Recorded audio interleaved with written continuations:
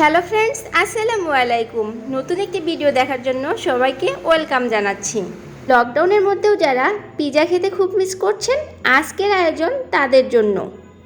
এই লকডাউনের মধ্যে বাসায় চিজ বা ইস্ট কিচ্ছু নেই, তবু এভাবে বানিয়ে ট্রাই করে দেখতে পারেন। আমি কিন্তু বারবার এভাবে বানিয়ে দেখেছি, ভালো লেগেছে, তাই আপনাদের সাথে শেয়ার করলাম। প্রথমে একটি বলে দিয়ে দিচ্ছি হাফ কাপ ময়দা আর স্বাদ মতো লবণ, টেবিল চামচ খাবার সোডা আর 1 টেবিল চামচ সুগার। খাবার সোডার পরিবর্তে আপনারা চাইলে বেকিং পাউডারও ইউজ করতে পারবেন। 2 টেবিল চামচ টক দই আর সাথে দিয়ে দিচ্ছি হাফ টেবিল চামচ ঘি। এখন সবগুলো হাতের সাহায্যে ভালো করে একটু মিশিয়ে নিচ্ছি। সুন্দর সফট একটা ডো তৈরি করে নেব। ডো তৈরি হয়ে গেলে এটাকে ঢেকে আধা ঘন্টার জন্য রেস্টে রেখে দিচ্ছি।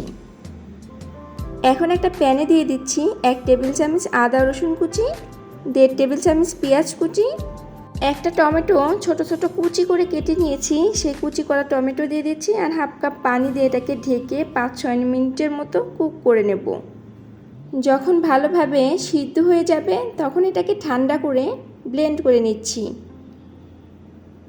এখন একটা প্যানে দিয়ে দিচ্ছি 1.5 টেবিল চামচ সয়াবিন তেল, পেস্ট করা সেই পিউরিটা দিয়ে দিলাম, স্বাদ মতো লবণ দিয়ে দিচ্ছি, হাফ টেবিল চামচ রেড চিলি পাউডার দিয়ে দিচ্ছি। সবগুলো ভালোভাবে মিশিয়ে নিচ্ছি। সেই সাথে হাফ টিস্পুন অরিগানো দিয়ে দিচ্ছি আর এটাকে মিডিয়াম আঁচে রেখে 3-4 মিনিটের মতো কুক করে নেব। এরই মাঝে আমার পিৎজা সসটা রেডি হয়ে গেছে। এখন অপর একটি প্যানে দিয়ে দিচ্ছি 1 টেবিল চামচ ঘি, স্বাদ মতো লবণ আর 1 টেবিল চামচ কর্নফ্লাওয়ার। এখন এটাকে কিছুক্ষণ কুক করে নেব। এখন অ্যাড করে দিচ্ছি হাফ কাপ লিকুইড মিল্ক। এর মাঝে প্রায় আমার হোয়াইট সসটাও রেডি হয়ে গেছে।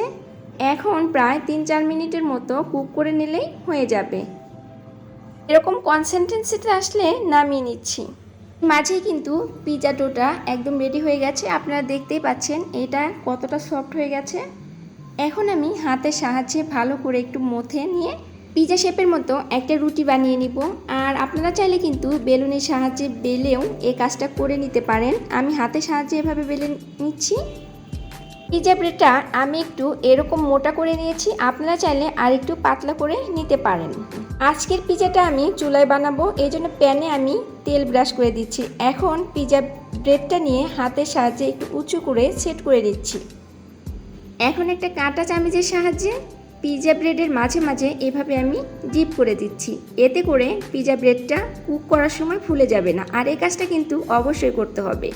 আগে থেকে যে পিৎজা সসটা বানিয়ে রেখেছিলাম সেই পিৎজা সসটা ব্রেডের উপরে ভালো করে দিয়ে দিচ্ছি, সাথে লেয়ার করে হোয়াইট সসটাও দিয়ে দিচ্ছি। এখন মন মতো সাজিয়ে নেওয়ার পালা। আর এর জন্য আমি কিছু ক্যাপসিকাম, টমেটো আর কিছু পেঁয়াজ কুচি দিয়ে এটাকে সাজিয়ে নিচ্ছি।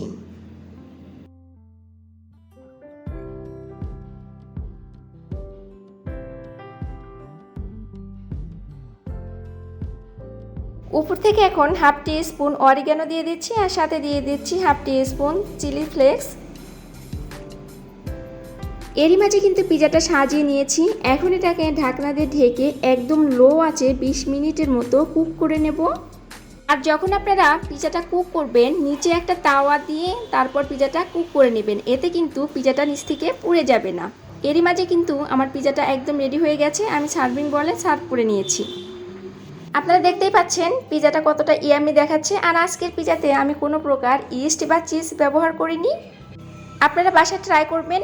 আর ভালো লাগলে অবশ্যই একটা লাইক এবং সাবস্ক্রাইব করে আমার পাশেই থাকবেন। ভালো থাকবেন, সুস্থ থাকবেন। আল্লাহ হাফেজ।